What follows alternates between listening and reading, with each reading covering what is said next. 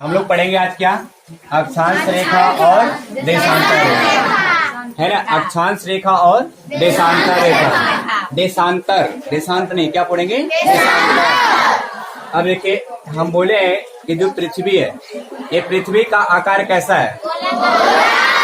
गोलाकार, है ना। एक आपके संतरे की आकार की, किस आकार की? अब सोचिए, ये पृथ्वी संतरे की आकार की है, तो बीच में क्या होगे? उभरे हुए। बीच में क्या होगे? उभरे। और ये दोनों ध्रुव होंगे, ध्रुवों पे क्या होगा? दबा हुआ होगा। कैसा होगा? दबा हुआ। अब इस ध्रुवों पे दबा हुआ होगा, तो कह सकते हैं कि पृथ्वी की जो अधिकतम लंबाई होती है, ये अक्षांश रेखाओं पे होती है। किस पे होती है? यानी एकदम बीच में। और अक्षांश रेखा सबसे बड़ी या सबसे लंबी अक्षांश रेखा होती है, जिसे हम क्या कहते हैं?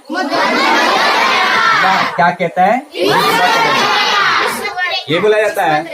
तो सबसे लंबी और सबसे बड़ी जो अक्षांश रेखा होती है, जिसे कहते हैं भूमध्य रेखा या विषुवत रेखा या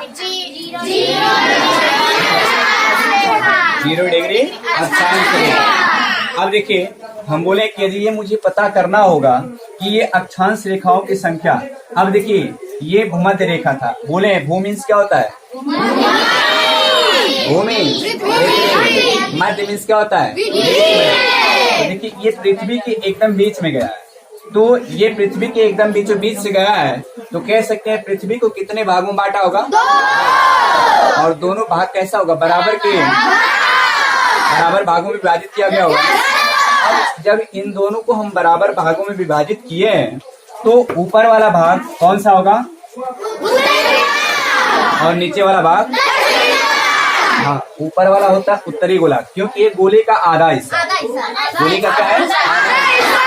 और ये गोले का आधा हिस्सा। तो ये ऊपर उत्तर है, उत्तर वाला भाग है, और नीचे दक्षिण है। कौन सा भाग है? दक्षिण वाला। तो ये उत्तरी गोलार्ध हो जाएगा और ये दक्षिणी गोलार्ध। और यहाँ पे देखिए ध्रुव होता है, उत्तरी ध्रुव, और नीचे ये वाला क्या है? बताया है।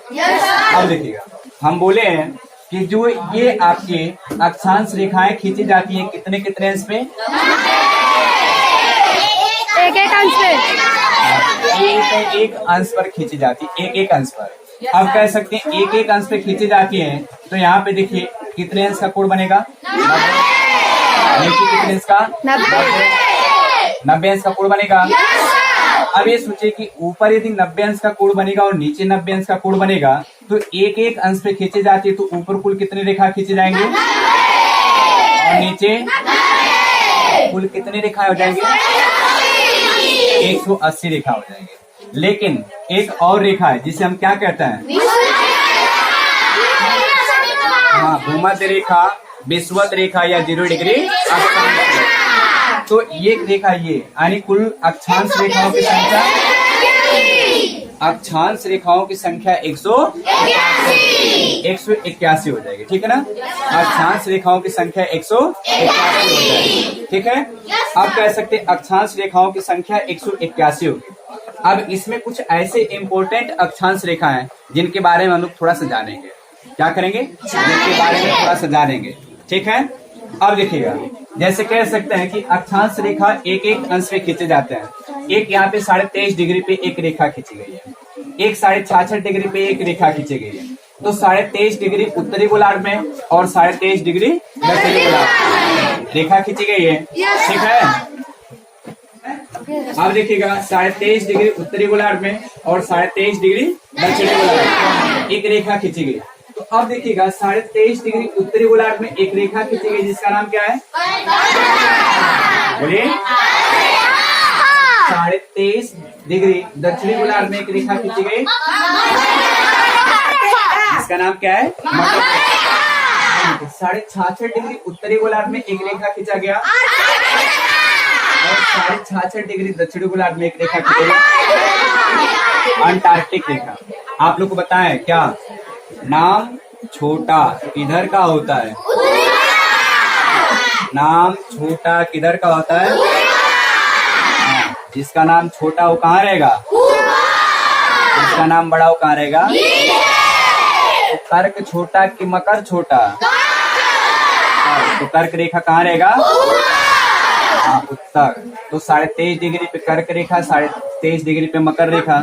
लेकिन कर्क रेखा किस गोलार्ध में होता है और मकर रेखा किस गोलार्ध में है ना? आर्कटिक रेखा किस गोलार्ध में? कितने अंश पे होता है? 66.5 डिग्री है ना? और ये अंटार्कटिक रेखा किस गोलार्ध पे कितने अंश पे होता है? ये चीज हमको समझ में आ गया, ठीक है ना? आगे एक चीज बात और एक ये है कि ये जितने भी आपके अक्षांश रेखाएं होती हैं, ये किस दिशा से किस दिशा की तरफ खींचे जाती हैं? पूरब से पश्चिम। और ये सभी रेखाएं एक दूसरे की क्या होती हैं? समांतर होती है। पूछा जाएगा सबसे बड़े अक्षांश रेखा कौन सी होती है? भूमध्य रेखा।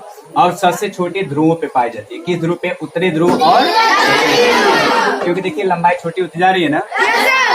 अब देखिएगा ये बोले है कि दो अक्षांश रेखाओं के बीच की दूरी कितनी होती है? 111 किलोमीटर। दो अक्षांश, क्योंकि देखिए अक्षांश रेखाएं एक दूसरे के पैरेलल होती हैं, समांतर होती है, और इनके बीच की दूरी 111 किलोमीटर होती है। एक बात की और आप लोग का कटिबंधीय क्षेत्र की बात की जो उष्णकटिबंधीय है ना, शीत उष्णकटिबंधीय और शीत कटिबंधीय क्षेत्र। तो बोले हैं कि यहाँ से कर्क रेखा ऊपर, यहाँ से 23.5 डिग्री उत्तरी गोलार्ध से 23.5 डिग्री दक्षिणी गोलार्ध तक है ना। सूर्य एक वर्ष में एक चक्कर लगाता है, एक वर्ष में। अब सोचिएगा जब एक चक्कर लगाता है तो कह सकते हैं कि यहाँ पे सूर्य की किरण बिल्कुल सीधी पड़ती है। कैसी पड़ती है? और जब सीधी पड़ती होगी तो यहाँ का तापमान कैसा होगा? गर्म होगा। यहाँ का तापमान गर्म होगा तो यहाँ पे कैसा क्षेत्र पाया जाता है ना? कौन सा क्षेत्र पाया जाता है? उष्णकटिबंधीय क्षेत्र। हम बोले कितने अंश से कितने अंश के बीच में पाया जाता है? 23.5 अंश उत्तरी गोलार्ध से 23.5 अंश दक्षिणी गोलार्ध। ठीक है। अब देखिएगा 23.5 अंश से और 66.5 अंश के बीच का एक है ना क्षेत्र होता है। यहाँ पे ना तो ज्यादा ठंडी पड़ती है ना तो ज्यादा गर्म, और इस क्षेत्र को क्या कहा जाता है? शीतोष्ण कटिबंधीय क्षेत्र। अब सोचिएगा क्या ये उत्तरी गोलार्ध में होता होगा तो क्या दक्षिणी गोलार्ध में नहीं होता है? होता है। तो इधर दक्षिणी गोलार्ध में 23.5 डिग्री से 66.5 डिग्री के बीच में कौन सा क्षेत्र पाया जाएगा? शीतोष्ण। और यहाँ पे 66.5 अंश से ऊपर कौन सा क्षेत्र पाया जाता है? शीत कटिबंधीय क्षेत्र। और नीचे 66.5 अंश से नीचे कौन सा क्षेत्र पाया जाएगा? शीत कटिबंधीय क्षेत्र। तो आज हम लोग अक्षांश रेखा को खत्म कर लिए। अक्षांश रेखा को क्या किए? अब पढ़ेंगे हम लोग कौन सा रेखा?